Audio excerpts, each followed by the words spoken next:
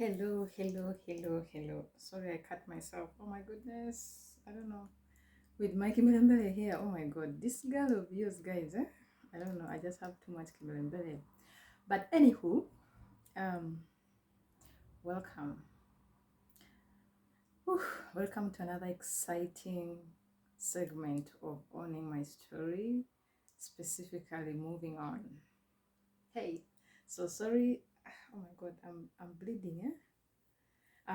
This right here that you're seeing, sorry, this right here, it's my vision board, which is just right beside my bed. I've put it up here mainly, yeah, most of you who know what vision boards are, yeah. So this is my vision board.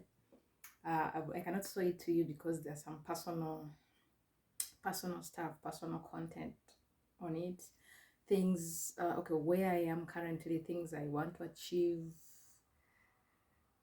in 5 years, in 10 years. And just the reason why I put it up here is so that I can have, every day I wake up, I can always have that reminder, daily reminder of what it is and where we are heading, where we would like to head in. So the days when I'm feeling low, frustrated, and being hard on myself and wanting to give up, yeah, this thing here is to remind me, like, hey girl, we have somewhere to go. Yeah, just to show you something brief. This one right here, this green, this is Feverline Financial Solutions. Yeah, that's my old business card for Feverline Financial Solutions, and it's up there to remind me of Feverline Financial Solutions, how we started, how things went, and how we are where we are today, and yeah, and just some all those other different things, right? So Feverline is right up there, and it's also there as a reminder for me to work so hard to get Feverline back to its original state, even doing better. And yeah, like, I can't wait. I have other business aspects that I've put here, the different, sorry about my background. Probably my background might be busy, might sound so noisy because where I live is a construction area. There are still a lot of constructions going on, but I'm so sorry if they're going to be background noise in this video. Bear with me, but the message needed to be passed. Like, your girl could not continue to contain this and hold it in, so it had to be passed. So yeah, like I said, our vision board is up here to constantly remind us. There are things here concerning my mom's foundation, so many things that are about favor, family, everything. I can show it to you. Like I said, there's personal content on it, so that I'm not yet ready to share with you guys all, but maybe in future we will share. Okay, when each of these milestones on this board, when I achieve them, I'll definitely let you guys know. That's where I will know, oh, so this was on the vision board, or that was on the vision board. So before we achieve them, they're going to be for my personal consumption. But when finally, like each individual milestone up on this vision board that I've put, when it gets achieved, we shall share it together. We shall share the success story of it together. But that's not why we are here. We're not here to talk about the vision board. We are here to talk about moving on. Moving on, guys. So the segment of moving on that we're talking about today is like in form of a question. Like I said, sorry, I'm in a construction site. There might be noise back, construction trucks passing by and all that. But like I said, the message needed to be passed. Your girl here couldn't hold it in. Yeah. We are talking about moving on, part 3. And part 3 of moving on, like I said, the reference here, we all know it's about single parents, single mothers, single fathers who have had children in failed relationships, and they still believe in getting a partner, still believe in having a family, still believe that they can still find their significant other out there. So yeah, so today we're talking about, who are we moving on with? Who are we moving on with is the big thing today. So in this is where the game changer is. Who are we moving on? It doesn't matter who we had or where we are coming from, but what matters is, who are we into our life now with, I'll call this a baggage, and 100%. I'm not saying our children are a burden or anything, but we say we are moving on, it's not just me as Favor moving on. I'm moving on with my children, with this baggage I'm coming with. I'm like a package. But I don't think, I don't know if how many of us out there um see it like that, see themselves as a package, including the children they are coming with, also including the other parent of this child is supposed to be, technically supposed to be part of your moving on, because you guys say are children, you guys are how do I put it, you guys are bound together, like you guys are held together for life, like for life. So yeah, who are we moving on with? Who are we moving on with? I don't I don't know I don't know if that's a question. Those of us who have found ourselves single with children and now are in the, either have moved on, have been lucky enough to find partners already, and now they've moved on, they're with these partners, or they're still in the journey of finding the one to move on with. I don't know if, I don't know how many of us have really put the work in that. Even me, I can tell you guys, 3 years ago, I didn't put the work. I didn't put, okay, unconsciously to a certain extent, but I didn't pay so much attention to who am I getting in my life, or who am I being with at the moment, you know? Like, I think I didn't put the thought to it, and I didn't put the work to it. And I'm so thankful for those relationships that didn't work out. God, I'm so thankful to God for those relationships that didn't work out, because oh my goodness, if some of those relationships worked out, and let's say we got married, there's a part of me that looks back and is like, I don't know how that would have played for myself, for the children we're bringing into that setup. I don't know how that was going to play, like seriously, I don't know. But like I said, I'm thankful they didn't work out then, because much as I was going, so much as I was going to into these relationships, I don't, like I said, I don't know if I did put the mind to it, to think, okay, how this person was going to come into our lives, who this person was going to be to my I think it was about, I found love, this person loves me, and that was it. And I think maybe it was also the same case for the person. Oh, I love Favor, and that was it. Like I said, I don't think I did put the mind, and I'm thankful. I'm thankful for those relationships not working out, because I didn't know any better. I believe this person also didn't know any better. So we're just going to go into this, you know, and expecting things to work like, whoa. But for my case, like I said, mainly here I'm going to be sharing my own experiences, my own thoughts, and what you could have yours differently. But as long as that different of yours works, kudos, like good kudos for you, you know. But all, like, this channel is dedicated to raising trauma free, if not trauma free, less trauma less generation. If we could do it trauma free, that would be good, but I don't know if we can achieve that. But like, this channel is mainly dedicated to trauma free, to raising a trauma free generation, and that starts with me and you watching this video.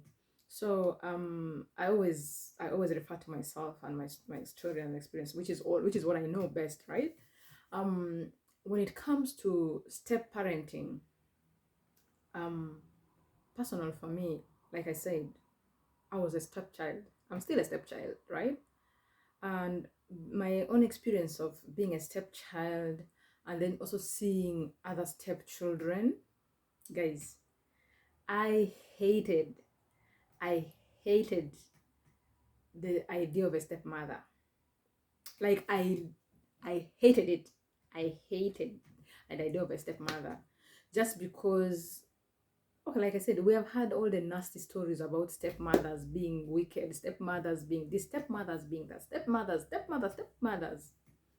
So I thought, I in my life, in myself, I remember my 10, 12, 13-year old me was like, one thing I'm not going to do in this life is to be a stepmother.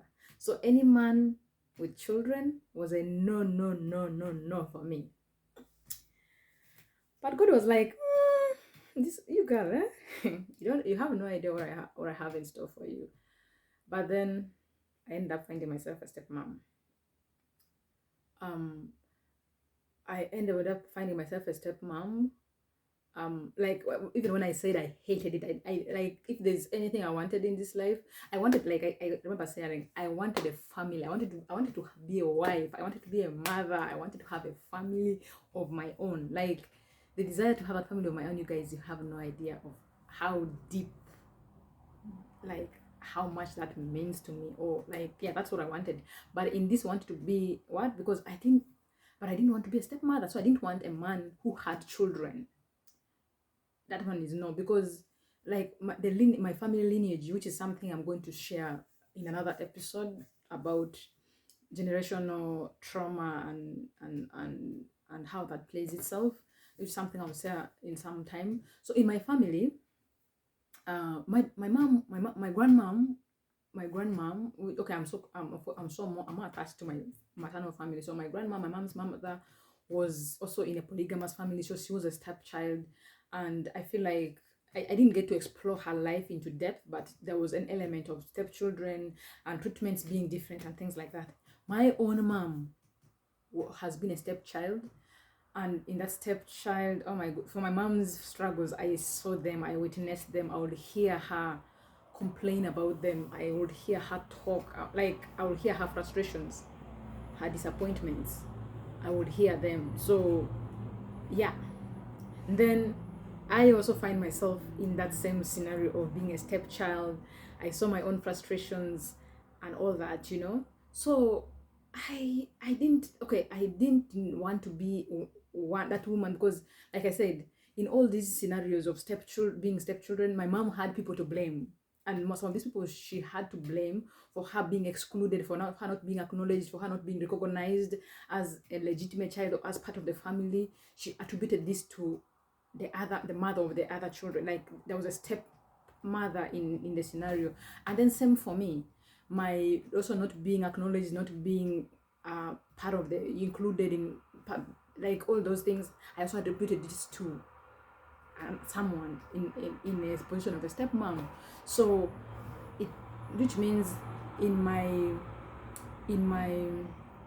how do I say, in my line of, so like stepmom, that's the what stepmom word thing kind of is a negative, it's a negative perception, or it's a negative narrative, like very negative. Like there's nothing good about being a stepmom in my family, or in my, okay, English is a problem, but yeah, I know you get it. So a stepmom thing is it's never okay. It's something we never saw positive.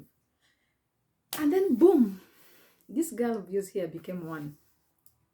Everything that she hated, she became one. And how I became a stepmom was, yeah, I met this person, I'm with this person. Actually, yeah, I remember I was being told about one scenario of this person's child, and how the vulnerability of this child that was presented to me, you guys. I couldn't wait to mother this child, even at a very, yeah, I couldn't wait to be a mother to this child and everything.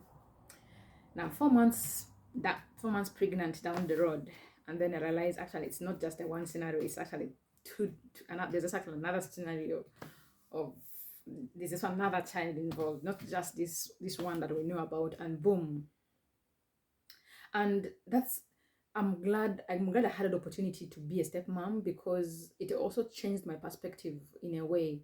But at the end of the day, also, I'm not here to judge people. I'm not even up to judge even those stepmoms who end up doing things, because guys, one thing I've learned in my own experience, in my own healing experiences, that behind every anger, behind every frustration, behind every disappointment, behind every emotion, there's a factor, you know. So for even for a woman or for a man to not treat this child, a child well, because maybe he or she is not their child, maybe there's an untalked, or there's a silent, you know, there's a silent factor behind it, you know. Maybe that's why I'm like, I'm not here to judge anyone, but that's what I think. So I found myself a stepchild, but I'm glad for the role I played as a stepmother. Like, I'm so glad for the role I played. Um, Much as we say we learn from our environment, we learn from our experiences. Sometimes some of the experiences we learn from, we take them as being the gospel truth. Sometimes even however bad or good they are, but then there are some when even when we see that we get those experiences and we make decisions to say, you know, if we see it as a bad experience and we don't like it, we we tend to abandon it and be like, no, I this is my experience, this is my truth, but I'm not going to leave it. I want to be different. Thank God, despite my negative perception of a stepmom, I can be proud of myself today and sit here and say I was a good stepmom. Like, I can sit here and proudly say, people who have been close to me can attest to that. My own mom can attest to that. My few people who have been close, a few people who have been close with me can attest that I did play my stepmother role very well. Honestly, I'm so proud of me for that, because I remember when I moved even before I brought my own child into the world, I remember the first effort I made was to make sure these kids came home, came to their father's house, you know, came to their father's house. I'm so sorry, I really chose the wrong time of the day to record this video, but yeah, like I said, the message couldn't wait. So yeah, the first important thing was to make, like, the first thing I did was to make sure these kids had access to their father, you know. They had access to their father, they had opportunity to experience their father's part of love, of the love, because they were, by this time around, they were with their mothers, and these are different mothers, so they were with their mothers. They were even now they also had an opportunity to bond with each other, you know, as siblings, you know. So I that was about that decision. I remember when I came up, of course, first of all, I was disappointed to find out there's also a whole new other child who is actually literally other than the one I knew, with a different woman. Oh my god, it was a whole disappointing experience. But one thing, like, I can sit back and sit here today and smile and be proud of myself about, is I didn't take that as a negative thing, to be maybe able to punish this child that I found out about later, maybe use it against him, because most of us tend to do that. Like, you feel the betrayal, this other child that I forgot to find out, the betrayal is not from him, he's innocent. You get 100% innocent. Like, oh my god, the noise is just too much, but I can't. I'm sorry, guys. I'm sorry. Bear with me. Yeah, this child. Okay, the lie. Me not knowing about this child had nothing to do with this child. This child was innocent. It is this person, this adult that I was dealing with, that deem it fit to tell me about the existence of this child. So for me to have used that against this child, maybe to exclude him, to not to acknowledge him, or to not to get him on board to have a relationship with the father, that would have been so selfish of me. But and now looking back now, I think I'm like, oh my god, girl, I'm so proud of you. I'm so proud of who you are, because, and I think that came also from a place of compassion from me, because like I said, I've shared here that I think I used my experience of being excluded from my own father's life, from my own family. Like, I use that positively to not let another child have to go through that. Another child who's okay, that okay, them being able to be included, like, depended on me. I used my position so well to do that, and that's something, like, guys, that's something I'm so proud of myself for, you know. And the why I'm sharing this into depth is, sometimes these people we get into our lives, either being a man or a woman, sometimes in one way or the other, they influence either directly or indirectly, they influence the role we play in our children, and the children here, I mean the ones whom we have had from a failed relationship. They influence it a lot. Guys, I want to be honest with all of us. What the men we meet, or okay, these partners we meet in our lives as our new husbands or our new girlfriends or our new boyfriends, like those guys influence our interaction with these other children who are not theirs. They do a lot. We may deny this, like, I don't care how much we deny, but I want to tell you guys, it's real. So if this person, most importantly, actually, before even we get there, how we approach, first of all, how we convey the message of maybe how this child came into existence, or how our relationship with their other parent is, like how we pass that message to our new partner, or to our current partner, or to our potential partner, is very, very important. And one mistake we most times do is lying. We lie about the situation, the situations we have had with the parent, with the other parent of this child. In most cases we lie. I want to be honest with us here. In most cases we lie. So when we lie right from the beginning, this sets the trend, or sets the pace. Sets the pace of how this partner of ours is going to interact with this child, is going to perceive the situation between you, this child, and the child's mother, and that is going to set the pace for the relationship all of you are going to interact about. So if for example, for my case, like I said, I remember when all this came up on me. Like I said, I'm emphasizing, I didn't want to be a stepmom, and I never saw myself as one. But when I found myself one, I'm telling you, even at this point in time, when I found myself one, like I found myself not only a stepmother to one child, but I found myself a stepmother to more than one child. And like I said, the story I was told was far different from what the actual story was. But like I said, one thing I'm so thankful for is I didn't use even the lies that were given to me. I didn't use it against these children at all. I never ever did use them. But you know what I did? Which was a bold thing for me to do, which I was not supposed to. And even this person had warned me not to even dare.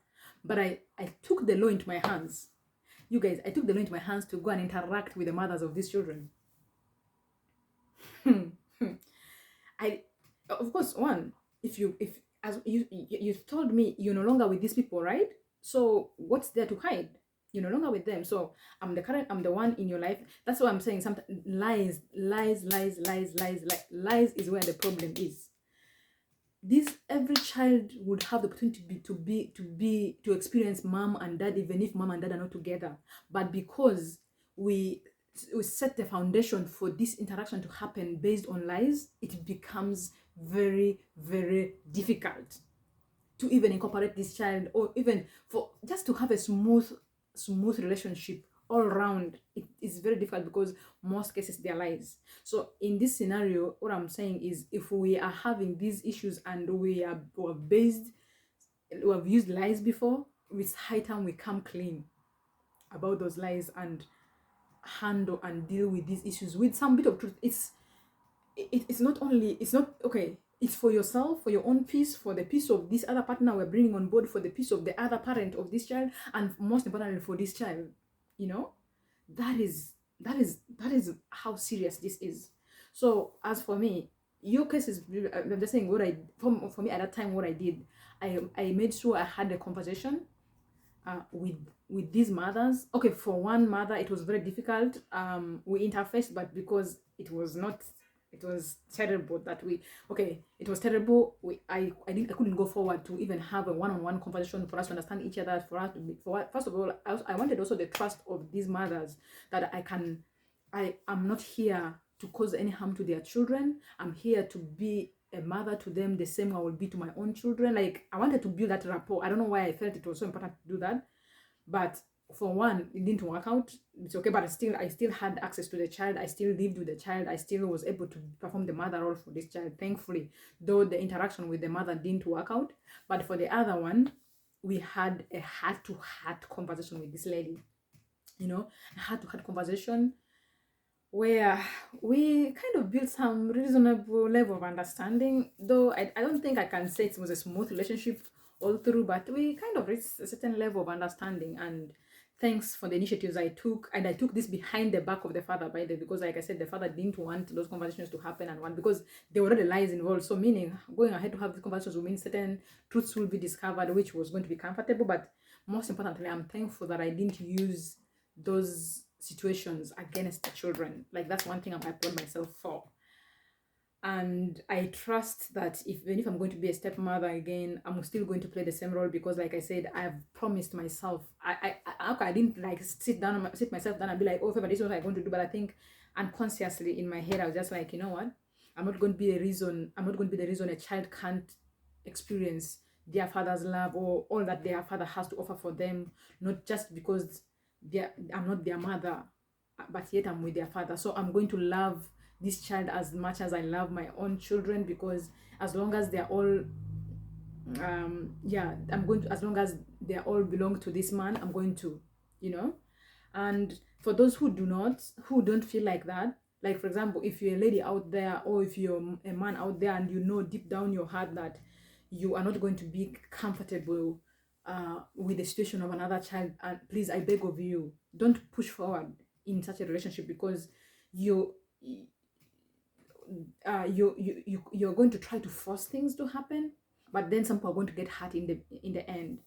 But most importantly, my emphasis here is for the single men, the single fathers and the single mothers that who either have found partners, who have found partners. Maybe there's not so much for you to fix now, but if you can try to have conversations with this partner of yours, if there were lies that were said in the beginning that are kind of hindering certain interactions with the other child, or if there's a certain scenario where it's okay, be observant of how does your child feel in this new setup that you've brought on board, whether it being a step parent situation, or okay, how does this other, because now this other child whose other parent is not here is on a vulnerable side to a big extent, you know, it's on a vulnerable side. So how work on that. But for those of us who are still in the pursuit of finding partners, guys, let's be careful. Let's be very sensitive enough to notice, okay, this new partner that we're getting in our lives, how does the person feel about my child? Do you see the person getting concerned, even just checking in with if how the child, like, do you see the interest of this person? Do you see the interest of this person, you know, in wanting to participate in your, like, you can know genuinity, you can know when someone is genuinely wanting to be there in your life, or in the life of your child. Like, you can know these things, you know. And because like I said, the interaction, okay, the partner, the new partner we are going to end up with, it has a way of impacting our relationship with our own children. Because for example, let's say if I got a partner right now, a husband who like who like would want my attention 100% every time, not yet this person knows that I have a child who also needs my time too. Like, the person has no regard for the times that I have to be there for my child. That's a red flag, you know. For example, let's say right now I get another partner, and then for small things, let's say we are talking and we're planning, and this person is only about me, him, like, and there's no regard about my child. Because like I said, right now, anyone I'm getting married to, man, you're not marrying me alone. I'm coming as a full package. So if you're not ready for this package, I'm sorry, it's not going to work for us. It's not. I'm sorry. And being honest about it, because I can't, like, there's some of us who keep relationships knowing, okay, even knowing these things, you know, knowing and acknowledging that, oh my goodness, this person is not right for me, or whatever. Even knowing it, I still go ahead, thinking, oh, it will come in future. It won't come in future, you know. And then there's some people you can just know by the negative, when you're having conversations, they always have something negative to say, you know, either about your child, like how do they view, and another thing I also want to emphasize, before we understand these people we're trying to bring in our lives out there, before we understand their personality, who they are, what they think about our children, and most importantly, also emphasizing to them what we expect of them as far as we are concerned, our children are concerned. Like those people, if we should not bring them around our children yet, like we shouldn't rush the process of forcing our children to blend with these people. Even there are people, some of us who expect, okay, like when we now have a boyfriend in our life, or we have this man in our life, we expect our child to call this person dad. No, we shouldn't force it. If it's going to have to come, trust me, it's going to have to come naturally, but not us forcing it to happen, same like we bring a woman in our lives, and then we expect our child to call this woman mom. No, this child has their own mother. But and if the child will feel comfortable calling this woman their mom, that's a bonus. But if this child is going to feel comfortable calling this man their father, daddy, it's a bonus. But if it doesn't happen, we are not forcing it to happen. So sensitivity, who are we moving on with? We need to be very critical of who these people are. We can know them by the way we interact with them, and by the way, on a daily, our interactions with them, how much regard do they have for our children. For example, let's say your child is sick, you're stressed out because your child is sick, but this person is not even picking interest to have conversation with you about, even making a follow-up on how, it doesn't have to be material support, but just the concerns of like, hey, how is baby doing? Is there any improvement? Like on a daily, have you checked, like, like randomly when they're talking to you, they can think about checking on the kid. That's where you know that, okay, this person thinks about my child. Oh, this person has a regard for my child. But then the people, for example, let's say school begins, and let's say school begins, and maybe this person is, you are talking money, financial, and then you say, oh, the little money I had, I gave it as school fees for my child or for my children. And then this person gets mad at you. Also, you prioritize your children. Hey, you don't care about my needs. That's a wrong partner. You get, I'm sorry to be a bearer of bad news, but that's for sure. Like those little things, what when you have interactions with your about your child, how does this person receive those interactions? That could, there you could be getting a tip of how this person actually feels about your children. Because we pretend a lot, but we can't pretend forever. We can't stage, we can't keep acting up certain things in the long run. It comes out, and it comes out in those forms, especially interactions about our children, how their perceptions are they negative, are they receptive towards our children, and things like that. So like I said, the emphasis is, who are we moving on with? The people we move on, we should make sure people who are going to take us with the baggage we are coming, including our children that we are coming with from these previous relationships that we have had. And yeah, like those people, if we know deep down our hearts that these people and may not be able to, okay, they, instead of keeping the bond, like closing up the bond, or bringing these children with us closer, instead you see them, they tend to make us avoid, not be, instead of making us get closer with our children. Because like I said, these children are vulnerable. They are not like the ordinary children you're going to have with this person, or you have with this person. They are not. These children are more needy. In most cases, like I said, these children see themselves, their perfect ideal world is having their own biological mom and their own biological dad together. And when that is not happening, you guys are already walking on eggshells with this child. So how you and your new partner play the game in this scenario is what is going to help all of you to live in harmony, to live in harmony, and then to reduce on the traumas that may build up with time if we keep the situation such intense. Like I said, this was something I needed to get off my chest so bad, and I'm glad I was able to do it. But if it's your first time, please don't forget to subscribe. Share it with friends and family. Let's build this young channel together as we together work on raising a trauma-free generation. Ooh, love you.